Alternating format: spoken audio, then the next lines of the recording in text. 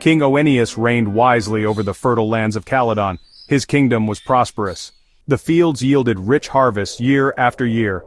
Every autumn King Aeneas held a grand festival. He offered the first fruits of the harvest to the Olympian gods. One fateful year, however, a shadow fell upon this tradition. King Aeneas prepared the usual sacrifices. He gathered the finest grains and fruits. But in his preparations he made a terrible omission. He forgot to include Artemis, the goddess of the hunt. Artemis, twin sister of Apollo, was swift and proud. She was not a goddess to be slighted. Her domain was the wild places, and she expected her due. Artemis felt the sting of this neglect keenly. Her anger burned fiercely against King Aeneas. She resolved to punish him and his entire kingdom. The fields of Caledon would soon know her wrath. The goddess conceived a dreadful instrument for her revenge. She created a monstrous boar, larger than any bull. Its hide was as tough as old oak bark. Its bristles stood up like sharp spears. Its eyes glowed red with savage fury. Artemis sent this Caledonian boar into the lands of Aeneas. It began its reign of destruction immediately. In the midst of this terror stood Meleager. He was the brave son of King Aeneas and Queen Althea. Meleager was a young man of great courage and skill. He was renowned for his strength in battle. He had already participated in the famous voyage of the Argonauts. Meleager saw the devastation the boar wrought upon his father's kingdom. He witnessed the fear in the eyes of his people. The once joyful land of Caledon was now filled with mourning. The monster roamed freely, a constant threat to life and livelihood. Meleager knew that something extraordinary had to be done. He felt the weight of responsibility upon his young shoulders. He was the prince, and it was his duty to protect his home. Meleager decided to send out a call to the greatest heroes of Greece. He invited them to Caledon to join in a great hunt. They would face this monstrous boar together. The promise of glory and the urgency of the situation would surely draw them. The messengers rode out from Caledon carrying Meleager's call. Many brave men heard the summons and prepared to journey to Caledon. Theseus, Jason, and the Dioscuri joined the quest. Among the heroes gathering in Caledon, one figure stood out. This was Atalanta, the daughter of King Iasus. Atalanta was a woman, a skilled huntress. She had been abandoned as an infant on a mountainside. She was suckled by a she-bear, a creature sacred to Artemis. Later she was found and raised by hunters. She grew up fleet of foot and deadly with her bow and spear. Atalanta arrived in Caledon, ready to join the dangerous enterprise. Her presence caused a stir among the assembled male heroes. Some of them were uneasy. They questioned whether she possessed the strength or the stomach for such a perilous task. Others were impressed by her confident bearing and her evident skill. Meleager himself was struck by Atalanta's beauty and her fierce spirit. He welcomed her warmly, dismissing the concerns of the other men. He recognized her skill, and believed she would be a valuable asset in the hunt. Atalanta was a protege of Artemis, the very goddess who had sent the boar. Perhaps her presence would even be a good omen. Atalanta was determined to show everyone that a woman could be as brave and as effective as any man. The hunt would soon provide her with that opportunity. The day of the great hunt finally dawned. A sense of anticipation and nervous excitement filled the air in Caledon. The assembled heroes made their final preparations. They checked their spears, sharpened their swords, and strung their bows.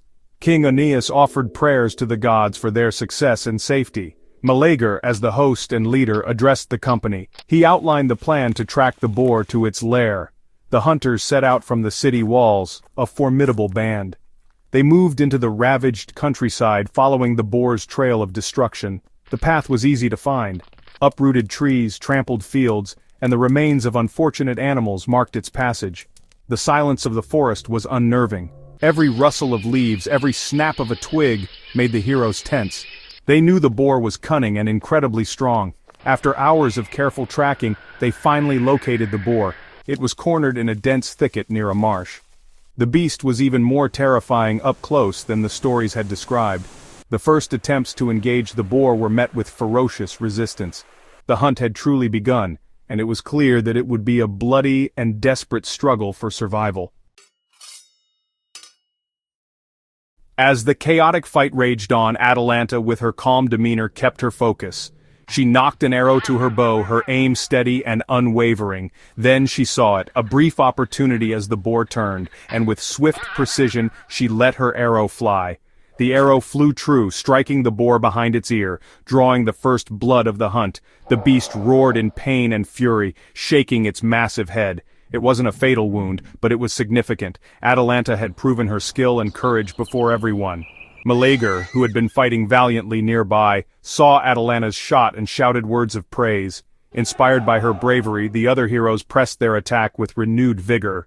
The boar, now bleeding, thrashed about wildly. Meleager saw his chance. He faced the monstrous creature directly, his spear held ready. He dodged one of the boar's furious lunges. Then, with all his might, he thrust his hunting spear deep into the boar's flank. The spear pierced its heart. The great Caledonian boar let out one final, terrible shriek. It stumbled, then crashed to the ground, dead. With the monstrous boar slain, a sense of relief and triumph spread among the hunters.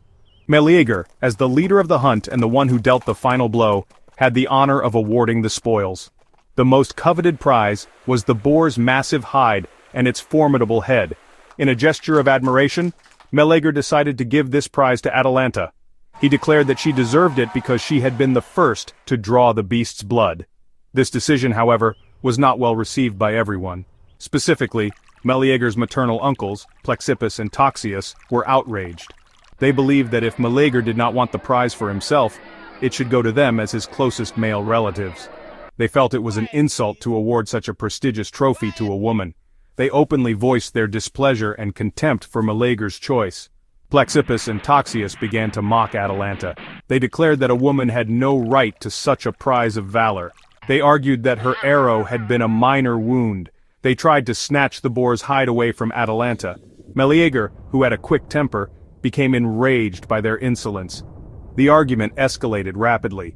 In a sudden tragic outburst of fury, he struck down his own uncles. Plexippus and Toxius fell dead at his feet, slain by their nephew over the spoils of the hunt.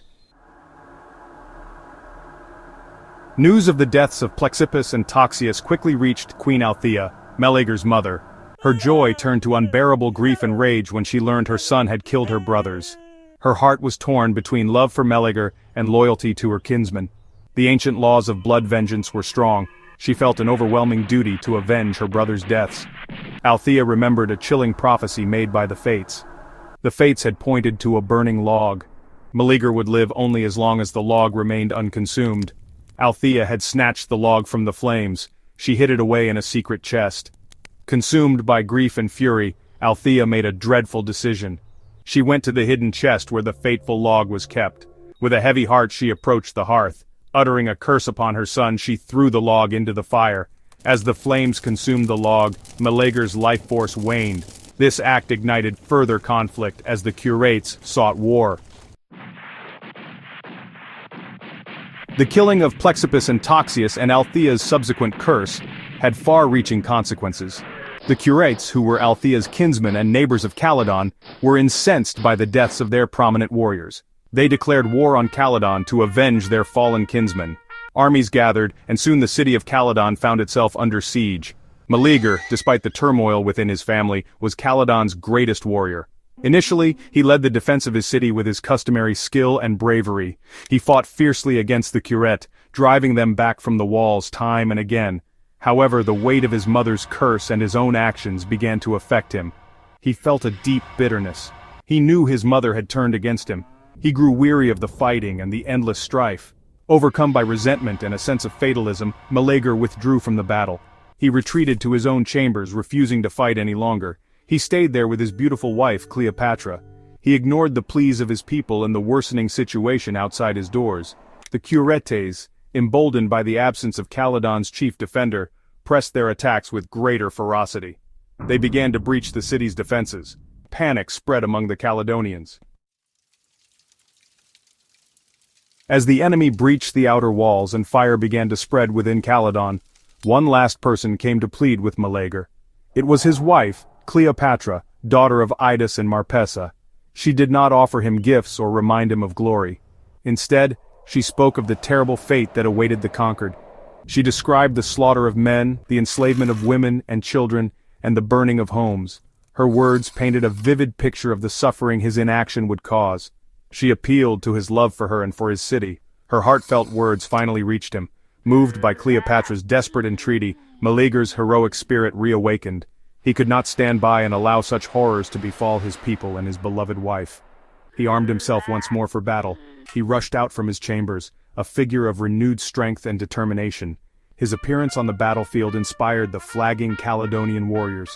Hope surged through their ranks as they saw their champion return to lead them against the invading Curetes. Meleager fought with the fury of a lion. He rallied the Caledonians, and together they began to push the Curetes back. The tide of the battle turned. Meleager single-handedly saved his city from destruction. But his triumph was to be short-lived, for the fate's decree was absolute.